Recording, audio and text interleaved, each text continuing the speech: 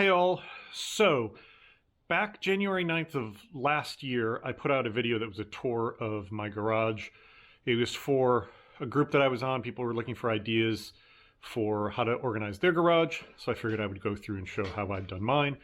I kind of think of that in a little way as the start of this channel being more than just a video blog of the work on the Oldsmobile. So here a year later, I figured I would put out a video sort of where I am a year later. I'm going to give you a tour of the garage. I'm going to give you a tour of the fleet as it stands right now. This is just sort of a, here's what's happened in a year in the garage. Here's where I am with everything. I figured it might be of interest to you folks. You will see stuff in this video that you haven't seen mentioned in other places. You may have seen changes to the vehicles or things in the garage that look in a weird place or whatever. Don't worry, that's all in videos coming up. I'm putting this out way ahead of the series of videos just because I want it to be on that date. I hope you enjoy this, and let's go. Let's start with the 1995 Chevy G20 van. Done a bunch of work to it. It runs and drives great. It's been the vehicle I've been pretty much using whenever possible. I'm very happy with it, have tons of plans for it, and am actively in the acquisition stage. I'm going to try and get some of those plans done soon, but a lot of them are going to have to wait till the spring. The 1987 Mercury Colony Park Wagon. This is running, driving, working just fine now that I fixed that fuel leak. I was planning to get rid of this car, but I'm at the point now where I have more into it than I could ever sell it for because it has some significant rust issues, and I really like it, so I think I'm just going to kind of hang on to it and enjoy it from time to time until it's not worth fixing something on it, and then it'll probably go away. But in the meantime, I still love my big baby blue velour-lined wagon.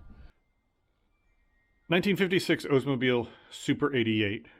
I'm kind of embarrassed at how little I've gotten done on this car lately. I just keep buying other cars that need work, so this one keeps getting sort of pushed back. But I am chipping away at it. I am making progress. The cold weather stalled out the strip all the paint off of it project because I haven't been able to put any new paint on it. So it's just kind of at a stall right now because of all the other projects. The next things I need to do all involve painting, and it's way too cold to do most of that painting. But I am going to keep working on it. As soon as I get to a certain point with the van, I'm hoping to do a couple of videos worth of work on this, fixing some of the rust issues and whatnot. 2005 Dodge Magnum. Yep, I still have this thing. I've been trying to sell it since the video where I said that it didn't work for me, and this has become the unsellable car. For all that these are supposedly becoming collector's items, nobody wants to buy this car. I put it up for what I thought was a fair price with all the work I'd done in it. I keep lowering the price. I'm now getting close to what I paid for it before I put a ton of work and parts into it. And I've literally had one person come look at it who was very interested in buying it. And then the uncle that came with them to see it came down with COVID, so that was fun. I had to go get tested. And they then disappeared off the planet and aren't answering any messages. Other people keep sending me lowball offers and then disappearing or saying they're absolutely interested and they want to come see it and then never actually scheduling a time. So yeah, I literally cannot get rid of this Magnum at this point, which is frustrating because I don't need it. I don't want it. It's taking up driveway space.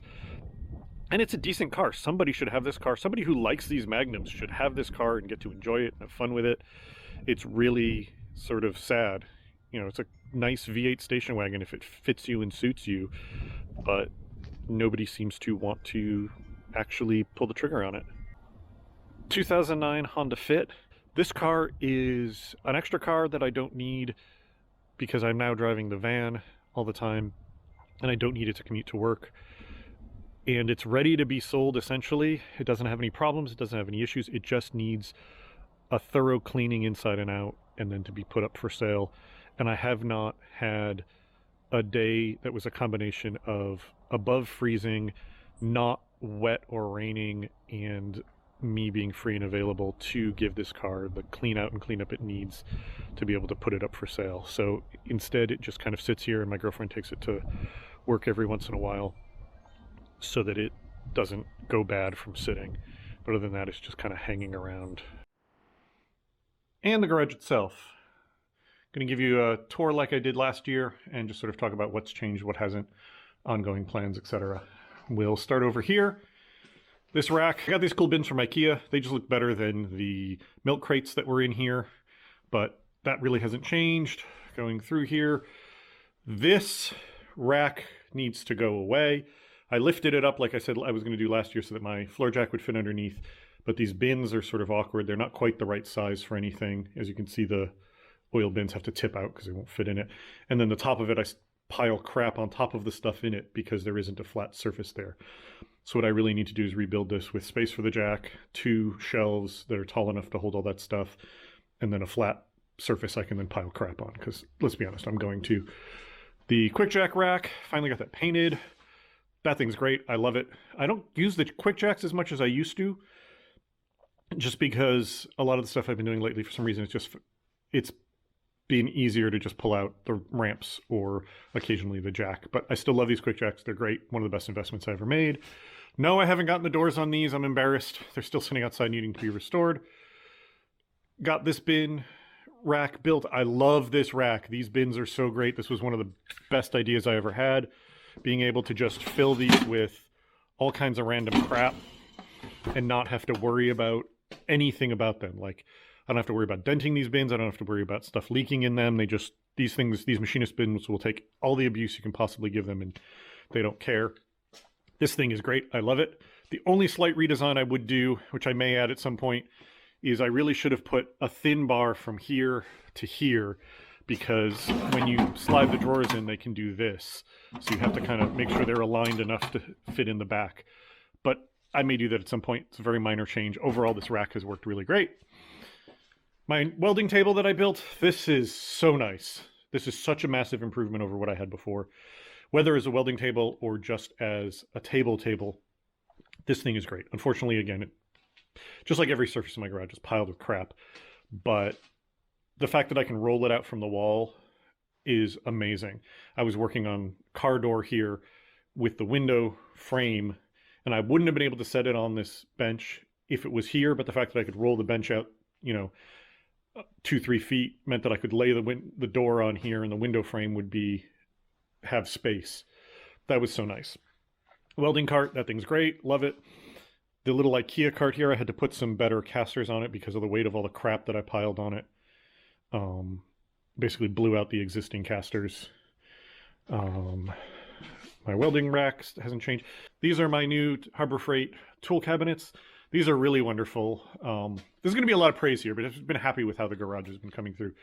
These are really nice. The added depth that I got from these has given me so much more space to fill with crap. But going from what I had before was a 22-inch lower cabinet and an 18-inch upper cabinet. These are 26 for both. The amount of space I've gained is just ridiculous. I have drawers with almost nothing in them. I have drawers with nothing in them. I have so much extra space I haven't even used here. Several of these drawers are seriously underutilized because I have space, which is great. It's giving me room to grow. I haven't gotten around to the project plans I have for this. They've gotten stalled out by other stuff. But I have plans for making this cabinet a little bit more usable. We're going to jump somewhere because it's relevant. The parts washer top is sitting over here, kind of looking sad, because that bench I started building for it, as I said when I did the video for the welding bench, was all wonky. It wasn't straight in any dimension. So I have to rebuild that. I just haven't gotten to that step in the project. About the time when I was like, yes, I'm going to do that, I bought the van. And I'm right now just sort of getting past the stuff I need to do on the van. So now I can potentially, when I have a day that's good for working out here, get that project back built. But that has stalled this project because I need the extra space. This 4-footer needs to be reduced down. It's going to be reduced down to a 3-footer, which is going to give me space for my plans over there. It is going to allow me more space over here going forward. I've added a bunch more license plates up here. I'm really enjoying collecting the plates. Cool stuff I managed to track down was a 1956 Connecticut plate. I'm from Connecticut, so that was cool. That matches the year of the Oldsmobile. I got this amazing Gulf no-knox sign. This is from an old leaded gas pump. Yeah, this is a disaster. There's no other way to describe it. This is where I've had to pile stuff so I could have the other bay clear to get the van in. This cabinet needs to go away. These are extra van parts. Those are van parts. That's the big tub of vinegar solution, which is probably frozen solid now. Those are the doors off the Oldsmobile. It's just a mess in here. I need to find places for all these things. There's some other stuff hidden there you might notice. You'll see those in future videos. That's all stalled out because, again, the whole bench cabinet project has stalled. I've been trying to sell the new Coca-Cola machine. I've had no luck with that. Everybody thinks it's awesome. Nobody wants to buy it, probably because it takes up so much space. I have a possible way that I might be able to get that to somebody cool, but I have to explore that. This rack that I had just built in the previous video has been great. It's been wonderful. It's piled full of crap. Another thing that's been happening lately that I feel a little bit bad for the sake of my neighbors, is I've just got stuff piling up because I've got so many projects and I'm running out of places to put things. But I've got some extra wheels for the van here that I need to restore. That'll be coming up on a future video. But in the meantime, they're just kind of sitting there. I've got an extra hood that I'm trying to sell on Craigslist. I've got a shelf tabletop thing there that I have plans for out on the patio that's just sitting there. The doors for the lockers. And then I have a bunch of car parts and other things piled up back here, just taking up space. I am trying to clear that stuff out. Pretty much everything you see, either I have a specific plan for or is up for sale, because I don't want to be the kind of person who just turns into a hoarding situation. And I want to be nice to my neighbors. I mean, they have to deal with enough BS from me with this huge fleet of cars and all the work I always do. So I try and be considerate of it. So that's basically it. Major changes to the garage have actually happened, even though it doesn't really look it. I've made a bunch of improvements, a bunch of stuff that's just made the space nicer to be in. The fleet has gone crazy in the last year with acquisitions and changes and whatnot. And I'm having so much fun with that. So we're going to have so much more coming forward. I have so many plans. I've got so much stuff that I want to do. I got so many fun projects I want to do. One of the fun things I want to get to on this project channel is finally working on the lowrider radio flyer wagon that has been hanging on the wall. You've probably seen it in just about every video in here. I want to finish that one up, and then I've got another one I'm supposed to be building for a friend as soon as I finish this one. So that's a whole project I'm really looking forward to getting to show all of you. So yeah, I hope you're all enjoying the channel, the whole Improbable Garage media empire with my 148 followers.